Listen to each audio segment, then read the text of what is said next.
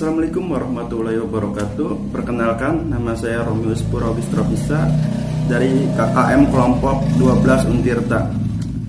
Nah, saya di sini akan menjelaskan mengenai kedudukan dan fungsi Pancasila. Oke, kita mulai. Pancasila sebagai pribadi bangsa Indonesia memiliki fungsi sebagai hal yang memberikan corak khas bagi bangsa Indonesia dan menjadi pembeda yang membedakan bangsa kita dengan bangsa yang lainnya. Nah, dalam hal ini, Pancasila berfungsi sebagai sumber hukum yang mengatur segala hukum yang berlaku di Indonesia.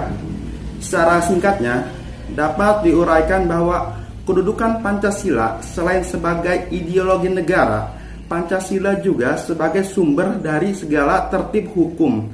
Artinya bahwa segala peraturan perundang-undangan yang berlaku di Indonesia harus berdasarkan Pancasila atau tidak bertentangan dengan Pancasila. Nah, sekarang fungsi dari Pancasila. Saya mengambil 3 fungsi pokok dari Pancasila. Yang pertama, fungsi Pancasila sebagai dasar negara.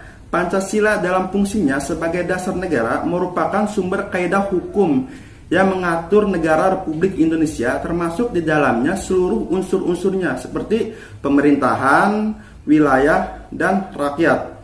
Yang kedua, sebagai ideologi bangsa. Pancasila sebagai ideologi bangsa di mana pada hakikatnya merupakan suatu hasil perenungan atau pemikiran bangsa Indonesia. Pancasila diangkat atau diambil dari nilai-nilai adat istiadat yang terdapat dalam pandangan hidup masyarakat Indonesia. Dengan kata lain, Pancasila merupakan bahan yang diangkat dari pandangan hidup masyarakat Indonesia itu sendiri. Nah, yang terakhir, yang ketiga, Pancasila merupakan filsafat hidup yang mempersatukan bangsa.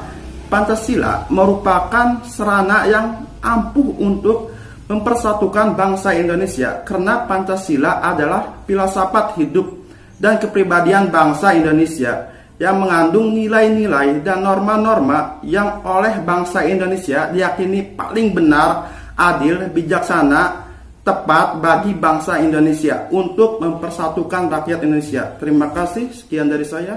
Wassalamualaikum warahmatullahi wabarakatuh.